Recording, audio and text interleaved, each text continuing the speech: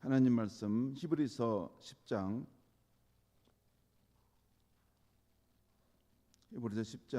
1절에서 39절까지 보겠습니다.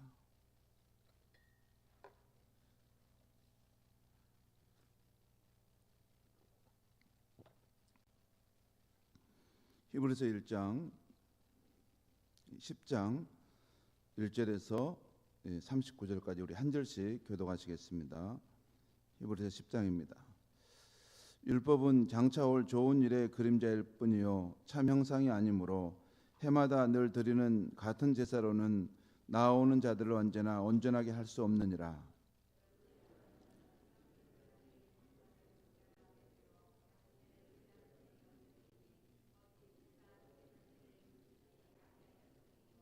그러나 이 제사들에는 해마다 죄를 기억하게 하는 것이 있나니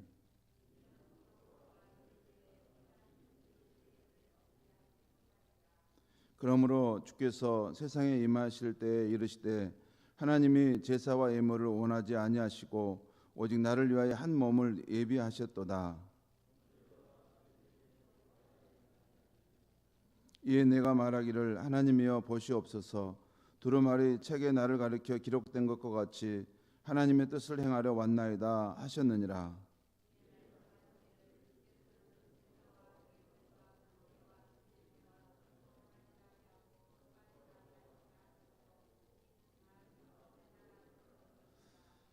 그 후에 말씀하시기를 보시옵소서 내가 하나님의 뜻을 행하려 왔나이다 하셨으니 그 첫째 것을 폐하심은 둘째 것을 세우려 하심이라.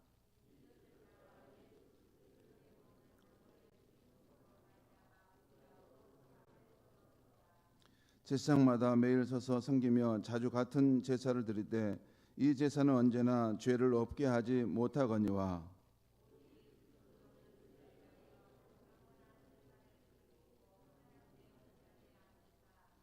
그 후에 자기 원수들을 자기 발등상이 되게 하실 때까지 기다리시나니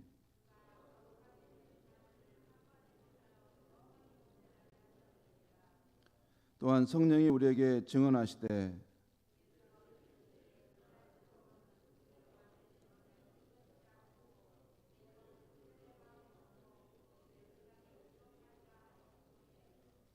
또 그들의 죄와 그들의 불법을 내가 다시 기억하지 아니하리라 하셨으니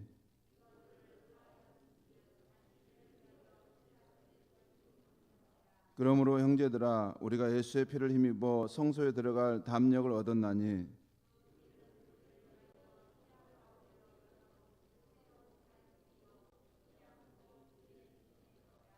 또 하나님의 집 다스리는 큰 제사장이 계심에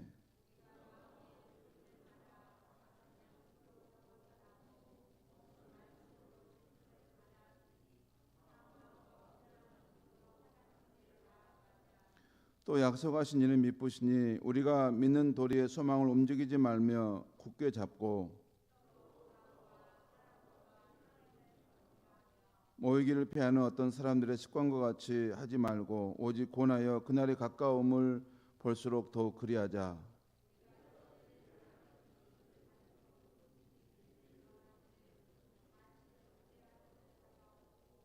오직 무서운 마음으로 심판을 기다리는 것과 대적하는 자를 태울 맹렬한 불만 있으리라.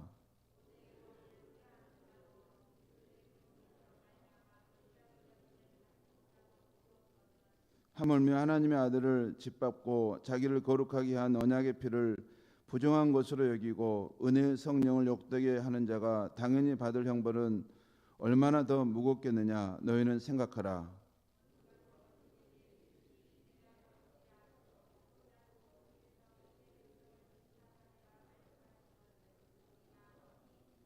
살아계신 하나님의 손에 빠져 들어가는 것이 무서울진저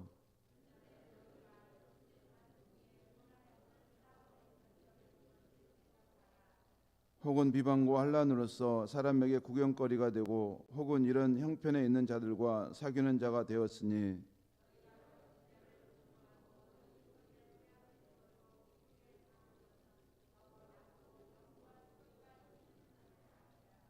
그러므로 너희 담대함을 버리지 말라. 이것이 큰 상을 얻게 하느니라.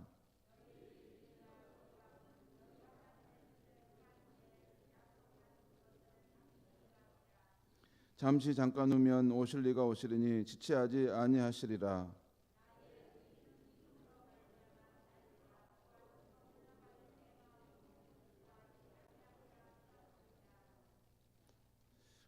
우리 함께 읽겠습니다. 우리는 뒤로 물러가 멸망할 자가 아니요 오직 영혼을 구원함에 이르는 믿음을 가진 자니라.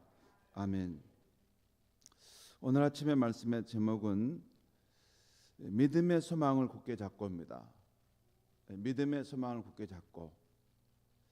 이 말뜻을 조금만 더 쉽게 말씀드리면 믿음으로부터 나오는 소망을 굳게 잡는다는 것입니다. 이 소망이 어디서 나오냐면 믿음으로부터 나오는 소망인데 이 소망을 굳게 잡고 나아갑시다, 그 말입니다. 성도 여러분, 이 성경을 볼 때 이 관점을 가지면 성경을 이해하는 데 큰 도움이 됩니다. 이 성경은 이 언약이라는 관점에서 큰 두 개의 산봉우리가 있다고 생각하면 됩니다. 구약에는 이 출애굽기 19장에 나오는 모세를 통해서 하나님이 이스라엘과 맺은 옛 언약 있고, 신약에는 예수 그리스도의 십자가 사건을 통해서 십자가의 피 흘림을 통해서 하나님께서 자신을 믿는 인류와 맺은 새 언약이 있다는 것입니다. 새 이스라엘과 맺은 언약이 있다고 할 수 있는 것이죠. 그리고 그래서 구약의 모든 내용은 출애굽기 19장에 있었던 하나님이 이스라엘과 맺었던 시내산 언약, 그 옛 언약의 영향력 하에 들어가 있는 말씀들입니다. 전부 다.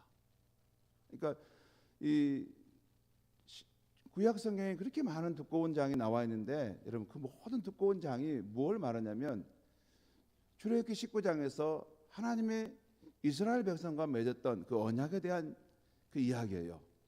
그 언약을 순종할 때 그들이 복을 받았고, 그 언약을 불순종할 때 그들이 심판을 받았다는 것입니다.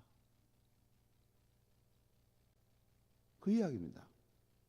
거기 보면 순종할 때 복을 받았던 사람이 이방인 룻도 나오고 다 나오죠. 다윗도 나오고 다니엘도 나오고, 대신 불순종할 때 그들이 심판을 당하고 어려움을 당했던 이야기들이 계속 또 유대 왕들의 이야기 속에 나옵니다.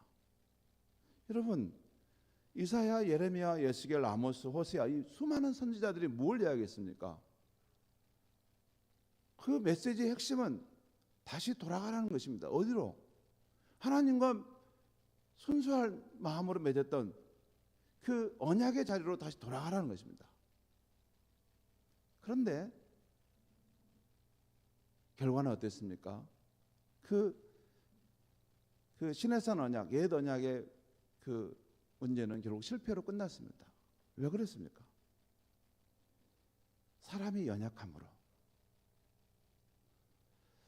그 율법은 우리 밖에서 무엇을 요구할 수는 있지만 그것을 행할 수 있는 힘은 주지는 못했던 것입니다. 그래서 하나님께서 예수 그리스도를 통해서 새 언약을 맺으셨어요. 여러분, 신약 성경이 무슨 내용입니까? 신약 성경이 뭐 그 두꺼운 책이 딱 한마디입니다. 무슨 말씀이냐면 예수님이 새 언약의 중보자이신 예수님이 오셨다는 것입니다. 그리고 예수님이 정말 진정으로 십자가에서 자기 속죄를 이루심으로써 하나님과 그를 믿는 백성들과의 언약을 맺으셨다는 거예요. 그리고 누구든지 그 언약의 약속을 믿고 받아들인 사람은 그 효력을 자기가 경험하게 된다는 것입니다. 그 효력은 크게 두 가지입니다. 하나는 그의 죄가, 하나님을 떠난 그의 죄가 온전히 속죄받는다는 것입니다. 예수님이 한 번 죽으셨는데 그 한 번 죽은 거 가지고 내 과거, 현재, 미래의 죄가 다 속죄받을 수 있을까? 예스, 가능합니다. 왜? 예수님은 이 우리와 같은 이 인간 수준의 그 죽음을 맞이하신 것이 아니에요. 예수님은 하나님의 아들로서 모든 만물의 주관자이신 그분이신데 그분이 우리 죄를 담당하셨다는 것이죠. 그래서 그 속죄에는 능력이 있는 것입니다. 사람의 죽음은 한계가 있어요. 아무리 선인이고 의인이라 하더라도 그 사람이 누구를 속죄할 수 있는 범위는 한계가 있어요. 그런데 우리 예수님은 평범한 사람이지만 그 안에 하나님의 아들이신 분들이 오셔서 십자가에 죽으셨기 때문에 이게 굉장히 중요합니다. 우리 믿음의 교부들이 예수님이 과연 인간이셨냐 하나님이셨냐? 참 인간이시지만 동시에 참 하나님으로서 오신 분이라는 거예요. 그래서 예수님의 그 십자가의 속죄는 오고 오는 모든 시대의 사람들을 다 속량할 수 있는 그런 능력을 보여드린 것입니다. 그리고 여러분 아무리 극악한 죄인이라도 예수의 십자가의 보혈을 믿을 때 다 깨끗함을 받고 회복될 수 있는 보혈의 능력을 가진 것입니다. 그 보혈은 하나님의 아들이 그래서 빌리신 피기 때문에 그러죠. 또 신약성경 바로 이 예수님의 십자가 보혈이 속죄를 말하는 것이고 그게 하나고 또 하나는 예수님이 약속하신 대로 또 에스겔 선지자가 새 언약이 일어날 때 있을 일에 대해서 약속한 대로 속죄받은 사람의 마음에 주의 성령께서 오셔서 새 마음, 새 영으로 그를 변화시켜 가신다는 것입니다. 이게 성경의 전부입니다, 여러분. 이것을 모르면 막 그 숲속에 들어가서 막 헤매고 막 다니는데 이게 지금 뭘 말하는지를 모르고 이게 있을 수 있습니다. 그러니까 구약의 뭐 제사법에 보면 뭐 물두멍 뭐 이렇게 거기 번제단, 분향단 그것 막 보고 있는데 그게 뭘 의미하는지를 모르는 거예요. 그게 새 언약의 중보자로 오실 예수님에 대한 그림자고 모형인데 정작 원형은 보지 못하고 모형만 막 해석하고 있는 것입니다. 다시 말씀드립니다. 이 성경은 이 언약의 관점에서 구약과 신약으로 나눠집니다. 구약은 출애굽기 19장에 하나님께서 이스라엘과 맺은 그 언약에 대한 것과 그 영향력에 대한 이야기가 구약이고 신약은 예수님이 새 언약의 중보자로서 십자가에 설리신 그 보혈로 우리와 맺어진 새 언약과 그 영향력에 대한 이야기입니다. 그거 아닙니까? 복음을 전하는 건 뭘 말해요? 그 새 언약으로 참여에 들어오라는 것입니다. 그 유익을 여러분도 누리시라는 것입니다. 그거 아닙니까? 그런 관점으로 성경을 여러분 꼭 붙들고 성경의 큰 중심 원리를 붙들고 성경을 읽어가시면 많은 유익이 있을 줄 믿습니다. 히브리서 8장에서 10장까지에서는 히브리서 저자는 옛 언약과 새 언약의 언약을 비교하면서 새 언약의 중보자로 오신 예수님의 사역이 더욱 뛰어난다는 것을 말씀하고 있어요. 먼저 히브리서 8장에서는 옛 언약보다 시내산의 모세를 통해 맺어진 옛 언약보다 새 언약 예수님이 십자가의 새 언약이 더 뛰어난 직분의 제사장을 가진 언약이라는 것입니다. 그 내용이 8장에 나와요. 그러니까 옛 언약에도 제사장이 있었고 새 언약에도 제사장이 있는데 새 언약은 예수님이 대제사장이시므로 더 뛰어난 언약이라고 하는 것입니다. 그것이 히브리서 8장에 나와요. 거기 쭉 보면 히브리서 8장 그런 내용이에요. 대제사장에 대한 비교를 하고 있어요. 그 다음에 히브리서 9장은 옛 언약의 성소와 제물보다 새 언약의 성소와 제물이 더 뛰어남을 말씀하고 있습니다. 그것은 히브리서 9장 11절 12절에 보면 나와 있어요. 그리고 히브리서 10장에서는 다시 한번 옛 언약의 제물인 짐승을 바친 것보다 새 언약의 제물인 예수님의 몸을 드림이 더 뛰어나다는 것입니다. 그 내용이 오늘 10장에 쭉 나와 있어요. 10장 한번 볼까요? 10장에 보면 10장 먼저 4절 5절을 보겠습니다. 4절 5절 한번 같이 한번 읽겠습니다. 시작. 이는 황소와 염소의 피가 능히 죄를 없이 하지 못함이라. 그러므로 주께서 세상에 임하실 때 이르시되 하나님이 제사와 예물을 원하지 아니하시고 오직 나를 위하여 한 몸을 예비하셨도다. 무슨 말입니까? 황소와 염소의 피는 능히 죄를 깨끗게 하지 못하는 그런 제사이기 때문에 하나님께서 그런 제사는 원하지 아니하시고 하나님께서 나를 위하여, 예수님을 위하여 한 몸을 예비하셨다. 표준세 번역의 성경에 보면 이렇게 나와요. 예수님 자신을 위해서 한 몸을 하나님께서 예비하셨고 이 땅에 보내셨다는 거예요. 그리고 10절에 보겠습니다. 10절에 한번 같이 읽겠습니다. 시작. 이 뜻을 따라 예수 그리스도의 몸을 단번에 들이심으로 말미암아 우리가 거룩함을 얻었노라. 여기 9절에는 보면 여기 그 위에 말씀하시기를 보시옵소서 내가 하나님의 뜻을 행하러 왔나이다 하셨으니 그 첫째 것을 피하심은 둘째 것을 세우려 하심이라. 여기 내가 하나님의 뜻을 행하러 왔나이다, 이건 누구 말씀이겠어요? 예수님의 말씀이에요. 예수님께서 자신의 몸을 하나님이 예비하셨다고 했는데 그걸 위해 왔고 이제 자신이 그 십자가에서 자신의 몸을 드릴 것이라는 것입니다. 그러면서 9절에 중요한 표현이 있어요. 다시 끝에 보면 그 9절 끝에 보면 그 첫째 것을 피하심은 둘째 것을 세우려 하심이라. 그 첫째 것이 뭘까요? 첫 번째 언약입니다. 둘째 것은요, 두 번째 언약, 새 언약을 말합니다. 히브리서를 볼 때 그것을 여러분이 눈여겨 볼 줄 알면 이해가 또 쉬워집니다.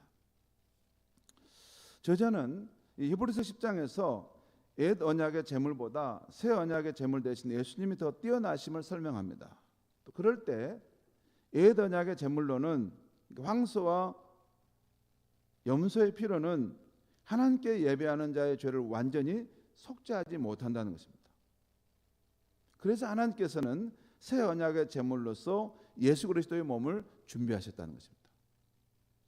그리고 예수님께서는 이 하나님의 뜻을 행하기 위해서 이 세상에 오셨다는 것입니다. 곧 우리를 위한 온전한 제물이 되시기 위해서 이 세상에 오셨다는 것입니다. 그래서 예수님은 이 새 언약의 중보자로 오셔서 자신의 몸으로 한 영원한 제사를 드리시고 하나님 보좌 우편에 앉으시게 되었다는 것입니다. 이것이 오늘 본문의 1장 10장 1절에서 18절까지 내용입니다. 집에 가서 여러분 다시 읽어보시면 제가 하신 말씀을 또 확인할 수 있을 겁니다. 그래서 이제 예레미야 31장에서 예언된 하나님께서 우리의 불의와 죄를 다시 기억하지 않으시겠다는 새 언약의 성취가 이루어졌다는 것입니다. 첫 번째 것이 피하고 두 번째 것이 세워지게 됐다. 이것을 오늘 본문에서 다시 한번 확인해 주고 있는 것이 오늘 15절에서 18절 말씀입니다. 15절 18절 말씀 제가 한번 읽겠습니다. 또 성령이 우리에게 증언하실 때 주께서 이르시되 그날 후로는 그들과 맺을 언약이 이것이라 하시고 내 법을 그들의 마음에 두고 그들의 생각에 기록하리라 하신 후에 또 그들의 죄와 그들의 불법을 내가 다시 기억하지 아니하리라 하셨으니 이것들을 사하였은즉 다시 죄를 위하여 제사 드릴 것이 없느니라. 여기 나오는 여러분 여기 16절 17절의 말씀이 무슨 말씀인지 아세요? 여러분 또 각주 한번 거기 16절에 보면 여러분 우리 성경 16절 주께서 할 때 그 앞에 니은이 있죠.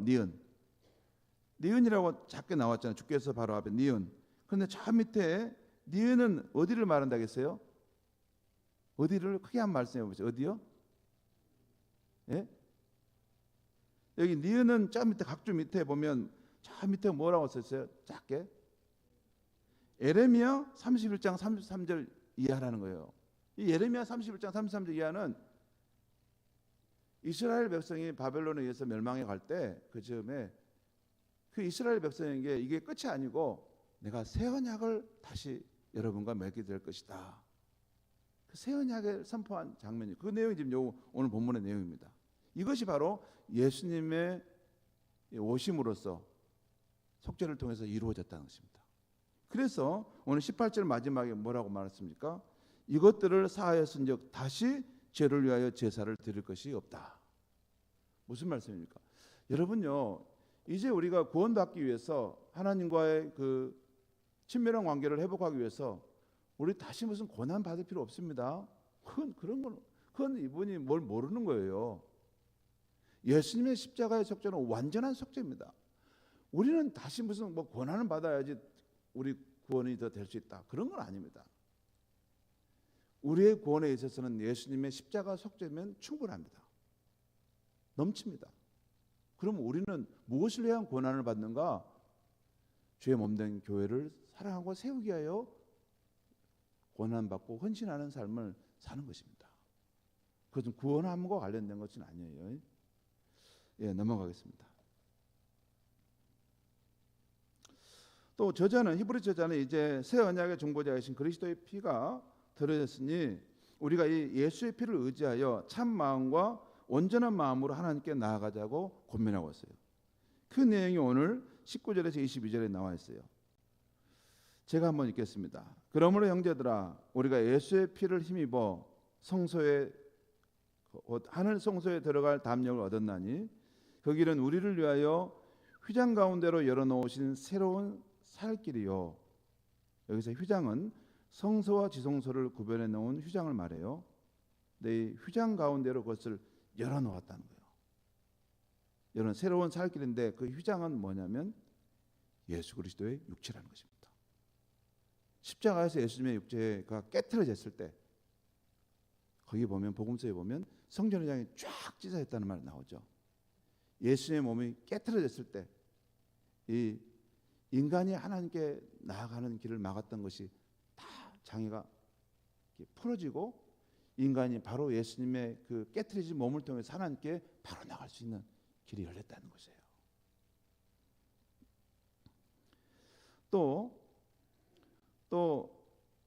제가 좀 더 첨가해서 읽겠습니다. 또 그 예수는 지금도 살아계셔서 하나님의 집 다스리는 큰 제사장으로 계심에 우리가 마음에 예수의 피를 뿌림을 받아, 제가 또 첨가했습니다. 예수의 피를 뿌림을 받아 악한 양심으로부터 벗어나고 몸은 맑은 물로 씻음을 받았으니 참 마음과 온전한 마음으로 하나님께 나아가자. 우리에게는 여러분 예수님의 이 십자가의 속죄를 통해서 바로 휘장이 열리게 되고 바로 하나님께 나갈 수 있는 길이 열렸을 뿐만 아니라 동시에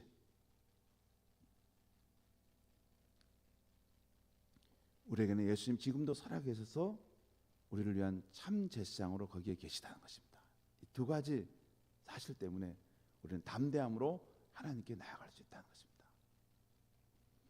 또한 우리에게 약속하신 것을 신실히 지키시는 이가 이 하나님 신실히 지키시는 분 곧 하나님이 계시기 때문에 여러분 어떻게 알 수 있어요?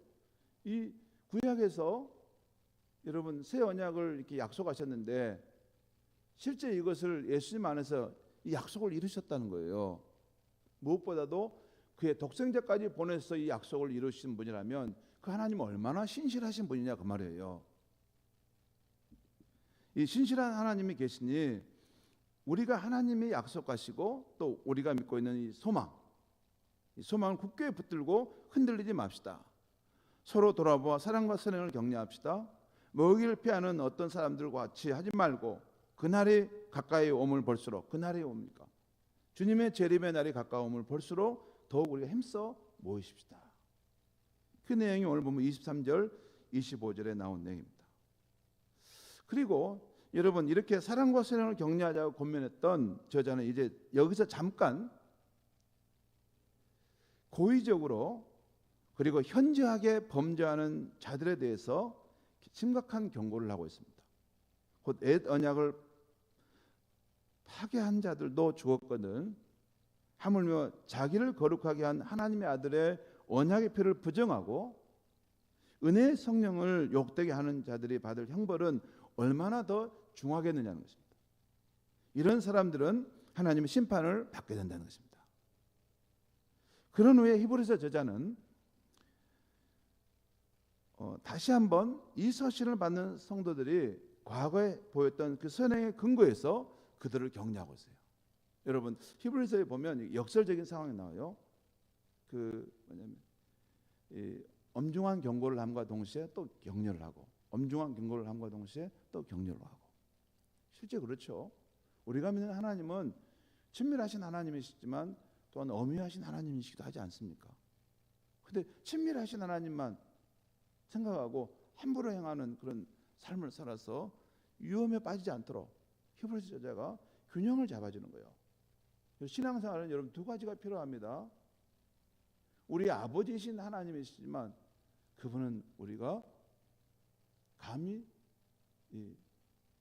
우리 스스로는 가까이 올 수 없는 너무나 거룩하고 너무나 영광 중에 계시는 분이십니다. 그분 앞에 함부로 우리가 행하는 것은 너무 위험한 행동이에요. 그래서 히브리서 저자는 이 경고와 권면을 적절하게 섞어가면서 우리의 신앙이 한쪽으로 치우치지 않도록, 경고만 받으면 너무 위축되지 않습니까? 격려만 받으면 사람이 방만하게 행하지 않습니까? 그래서 히브리서 말씀이 굉장히 귀한 말씀이라는 거예요. 이게 신앙의 중심을 잡아주는. 자, 이런 엄중한 경고한 다음에 다시 한번 이 서신을 받는 이 성도들에게 격려의 말씀을 하고 있어요. 그 내용이 32절에 35절까지 있습니다. 제가 한번 또 읽겠습니다. 전날에는 이전에 언젠가 한 번이라는 거예요.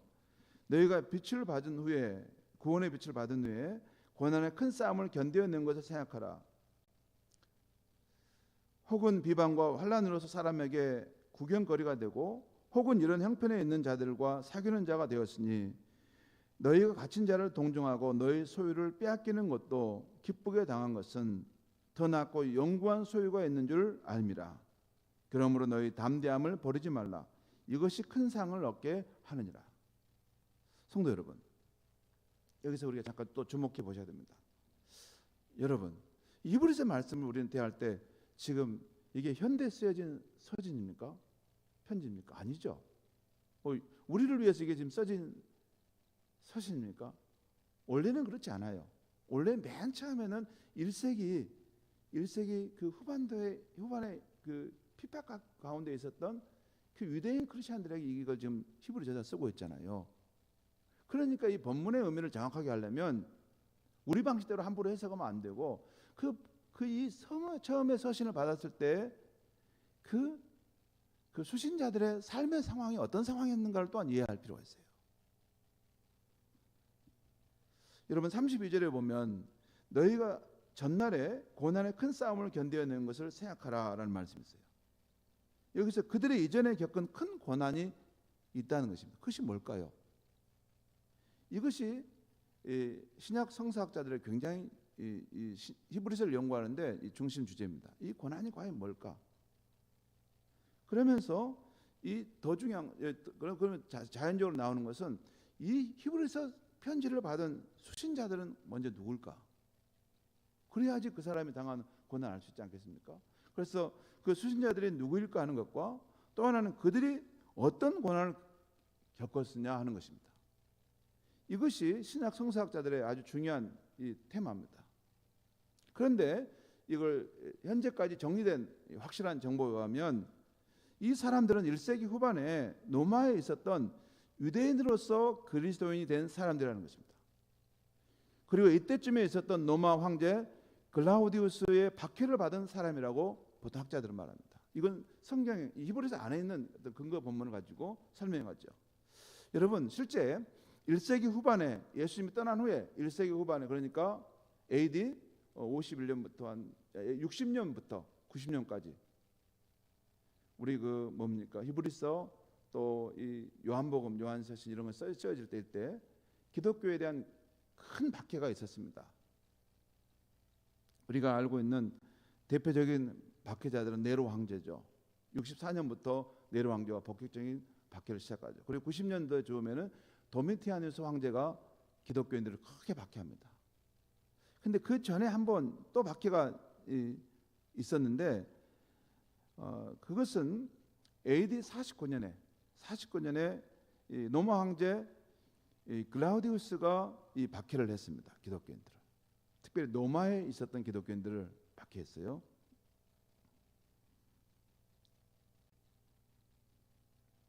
아무튼 이 49년 글라우디우스 로마 황제 때 예수를 믿는 유대인들이 로마에서 공개적으로 수모와 핍박과 축출을 당했습니다. 여러분 사도행전에 보면 18장인가 보면 거기 보면 브리스길라 아굴라 부부가 글라우디우스 때 칙령에 따라서 피해서 고린도에 왔다 이 표현이 나와요. 이게 지금 학자들이 그렇게 보는 것입니다. 그때 실제 역사적으로 글라우디우스 황제 때 로마에 있는 유대인과 그리스도인에 대한 큰 박해가 있었습니다. 아무튼 그때 그들이 박해를 받았는데 오늘 본문에 나오는 33절 34절에 나와요. 그들이 당한 비방과 환난, 또 사람들에게 구경거리가 된 것, 공개적으로 수치를 당한 것, 그리고 그들의 소유를 빼앗긴 것이 있었어요. 그런데 그들이 이 고통스러운 경험에도 불구하고 기쁨으로 받았던 것은 더 낮고 영구한 소유를 생각하고 그걸 견뎠다는 것이에요. 그 내용이 오늘 본문에 34절에 나오죠. 너희 소유를 빼앗기는 것도 기쁘게 당한 것은 더 낮고 영구한 소유가 있는 줄을 알미라. 여러분, 이 땅에 있는 우리가 가지고 있는 그 소유물보다 더 좋은 소유물, 그리고 더 영원한 그 기업이 있다는 것을 알았기 때문에 그것을 예수님 때문에 빼앗기는 것도 그들은 감수했다는 거예요. 이것이 여러분 어떤 핍박이냐면요, 중국에서 문화대혁명이 있으면서 기독교인들이 굉장히 핍박을 당하고 어려움을 당했어요.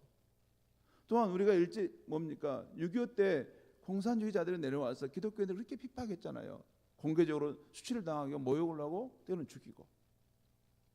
그들도 이런 일을 당했는데 그들이 더 나은 영원한 그 소유를 생각하고 그걸 기쁨으로 참았다는 것입니다. 히브리서 저자는 바로 그때와 같이 여러분은 담대한 마음으로 나아가십시오. 그러면 여러분에게 큰 상이 있을 것입니다 라는 말씀입니다. 그러면서 오늘 본문 36절 39절의 말씀을 이제 보겠습니다. 제가 읽겠습니다. 36절, 너희에게 인내가 필요함은 너희가 하나님의 뜻을 행한 후에 약속한 것을 받기 위함이라. 또 37절, 잠시 잠깐 후면 오실 리가 오시리니, 여기서 오실 리는 다시 오실 예수님을 말합니다. 오시리니 지체하지 아니하시리라. 나의 의인은 믿음으로 말미암아 살리라. 할 때 이 믿음은 믿음의 인내로 말미암아 살리라 이렇게 해석하면 여러분 더 적절한 이해가 됩니다. 또한 뒤로 물러가면 내 마음이 그를 기뻐하지 아니하리라 하셨느니라. 여기 37절과 38절은 하박국서 2장 3절 이하의 말씀이에요. 그것을 구약 본문을 여기 지금 다시 인용하고 있는 것입니다. 강론의 관주에 보면 나와 있어요. 아무튼 39절, 우리는 뒤로 물러가 멸망할 자가 아니요 오직 영혼을 구원함에 이르는 믿음을 가진 자니라. 여기서도 믿음의 인내를 가진 자니라 이런 뜻입니다. 이 36절에서는 여기 너에게 인내가 필요함이라는 표현은 우리의 믿음의 삶에는 인내가 필요함을 말씀하고 있고, 또 37절 38절에서 오직 의인은 믿음으로 말미암아 살리라는 이 하박국 선지자의 말씀을 지금 인용하면서 저자는 다시 39절에서 이 부분을 두 가지로 정리하고 있어요. 믿음의 삶의 모습에는 뒤로 물러가는 삶이 있고 끝까지 믿음의 인내를 이루어가는 삶이 있다는 것입니다. 그러면서 다시 한번 저자는 우리가 예수 그리스도의 완전한 속죄와 더 나은 직분, 하늘의 대제사장 되신 것을 의지해서 믿음의 소망을 굳게 잡고 그 기업을 향해서 나아갑시다 하고 권면하고 있는 것입니다. 성도 여러분, 믿음과 소망의 관계, 믿음과 사랑의 관계를 잘 알아야 합니다. 믿음과 소망, 사랑의 관계는 땅에 심겨진 한 그루의 나무와 같습니다.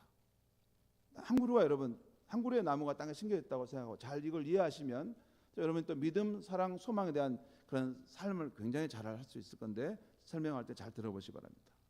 여러분, 나무에는 그 뿌리가 있고 그 위에 줄기가 자라고, 뿌리가 있죠 먼저. 그리고 그 위에 줄기가 자라고 그 줄기에서 또한 가지가 이렇게 뻗어 나갔죠.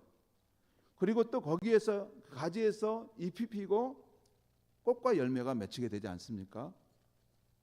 자, 성도 여러분, 나무에서 제일 중요한 부분이 어디일까요? 뿌리일까요? 줄기일까요? 가지일까요? 어디죠? 예? 뿌리. 그렇죠, 맞습니다. 뭐 다 중요하지만 그래도 더 중요한 곳이 어디냐고 하면 뿌리입니다. 또는 이 뿌리로부터 올라가는 이 중심축인 줄기라고 할 수 있습니다. 한 그루의 나무에서 이 뿌리와 줄기가 되는 것이 바로 믿음이라는 것입니다. 이 믿음이라는 이 뿌리와 줄기에서 사랑이라는, 소망이라는 가지가 뻗어나간다는 것이에요. 그리고 그 가지에서 꽃이 피고 맛 좋은 열매가 맺히는 것입니다. 마치 나무의 뿌리와 줄기가 자라지 않으면 꽃과 열매가 맺힐 수 없는 것처럼 믿음의 뿌리가 자라지 않으면 이 위에 있는 사랑이라는 가지, 소망이라는 가지도 자라지 않고 그 꽃과 열매도 나타나지 않게 되는 것입니다. 그렇죠? 여러분, 믿음의 뿌리가 이게 자라지 않는데, 이게 없는데 어떻게 위에서 사랑이라는 이 가지, 소망이라는 가지가 있어가지고 뭘 됩니까? 그러기에 우리가 사랑합시다, 소망을 가집시다 말한다고 해서 되는 것이 아닙니다. 그 사람 안에 하나님과 하나님의 약속에 대한 믿음이 있어야만 하는 거예요. 그 믿음이 없으면 아무리 말해봤자 사랑의 삶, 소망의 삶을 살 수 없는 것입니다. 만약에 믿음이 없는데 그가 사랑이 있는 사람처럼 행하고 믿음이 없는데 그가 소망을 가진 사람처럼 한다면 그것은 거짓된 사랑과 소망인 것입니다. 여러분, 그런 사람이 있을 수 있어요. 별로 믿음이 없는데 굉장히 사랑한 것처럼 행동하는 분이 계세요. 다른 이유 때문에 그렇죠. 근데 이거 정말 믿음으로부터 나오는, 참 믿음으로부터 나오는 저런 소망의 삶인가 사랑의 삶인가 우리가 확인할 필요가 있습니다. 그래서 우리가 어떤 사람에게서 진실한 사랑과 흔들리지 않는 소망의 삶이 나타나게 하려면 그의 믿음의 뿌리가 자라도록 하는 것이에요. 여러분, 오늘 히브리서 저자가 성도들에게 말하는 소망도 사랑도 담대함도 인내도 모두 믿음의 뿌리가 견고해야 나타나는 것입니다. 믿음이 있어야지 인내가 있는 것입니다. 믿음이 있어야지 담대함이 나오는 것입니다. 믿음이 있어야지 사랑의 삶이 가능한 것입니다. 믿음이 있어야지 그 핍박의 상황 속에서 흔들리지 않는 소망을 붙들고 갈 수 있는 것입니다.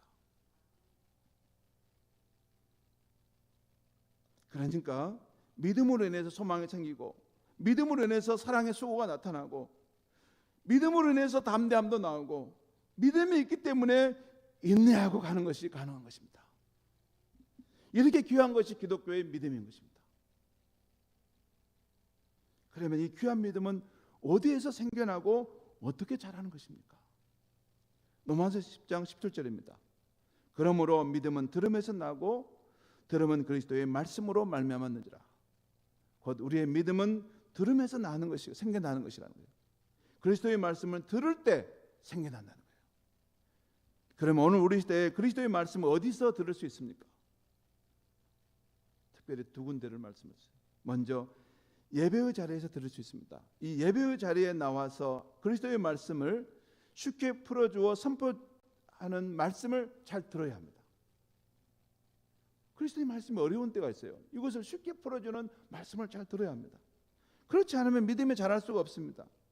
여러분, 예배에 자주 빠지는 성도가 믿음에 자라고 좋은 것을 본 적이 있습니까?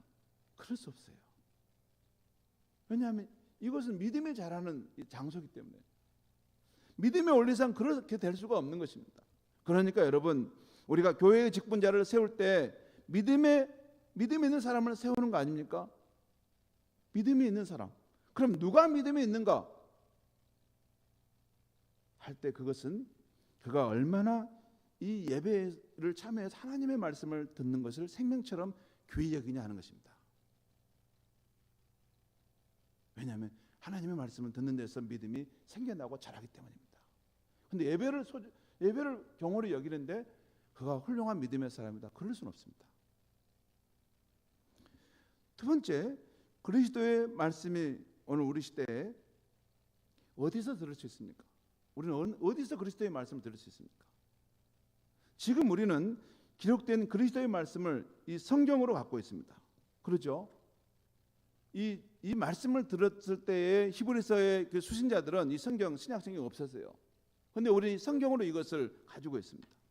그렇기 때문에 늘 이 성경을 가까이 하고 이 성경을 자주 읽고 또 정말 그 말씀이 그런가 묵상해보고 이 성경에서 약속된 그리스도의 말씀을 내 마음에 품고 사랑하며 살아가는 것입니다. 또 이 그리스도의 말씀에 근거하여 이 소망의 복음을 이웃에게 늘 전해보는 것입니다. 여러분, 이 복음을 전하는 것만큼 우리가 받은 이 말씀의 확신 가운데 거하는 길은 없습니다. 이 복음을 전할 수 있으려면 먼저 자기가 확신해야지 전할 수 있는 거 아닙니까? 그러니까 전도자는 굉장히 대단한 사람인 것입니다.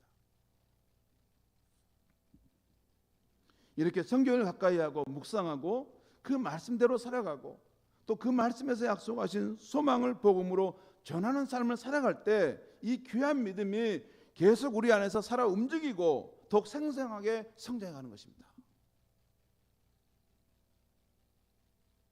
여러분, 하나님, 우리가 처음에 말씀을 듣고 예수를 믿겠다 해도 그 사람이 예배도 멀리하고 하나님 말씀을 안 읽게 되면 점점 그 사람의 믿음은 소멸돼 간다고 생각하면 됩니다. 이건 실제 우리의 경험이지 않습니까? 하지만 우리가 늘 예배를 삼아서 그 하나님의 말씀을 경청하여 듣고 또 우리가 시간을 내서 말씀을 읽으면서 예수님의 복음에 대한 이야기를 가만히 묵상하며 읽는 중에 나도 모르게 믿음이 생겨나고 믿음이 자라게 되는 것입니다. 성도 여러분, 저와 여러분이 그리스도의 말씀을 들으면서 나오는 이 믿음의 소망을 굳게 붙잡고 살아감으로 오늘 하나님께서 약속하신 그 큰 상을 받게 되는 저와 여러분이 되기를 바랍니다. 기도하겠습니다. 하나님 아버지, 오늘 광야길을 가면서 하늘의 그 영원한 도성을 향해 가는 순례자인 우리들에게 참 믿음의 인내가 중요함을 보았습니다. 믿음의 담대함이 꼭 필요함을 보았습니다. 그러면 믿음의 담대함과 소망은 어디서부터 나오는가? 그리스도의 말씀을 듣고 그 말씀을 품고 살아가는 삶 속에 있다는 것을 깨달았습니다. 하나님 아버지, 이제부터 우리가 더욱더 우리의 믿음의 담대함과 그 인내함을 지켜갈 수 있도록 그리스도의 말씀을 듣는 이 예배의 자리를 사모하는 우리가 되게 하여 주시옵소서. 그리고 우리의 일상의 삶 속에서도 이 그리스도의 말씀에 담겨있는 이 말씀을 읽으면서 성령 안에서 주와 교제하며 주님께서 주시는 믿음의 성장을 경험해가는 우리의 삶이 되게 하여 주시옵소서. 예수님의 이름으로 기도하옵나이다. 아멘.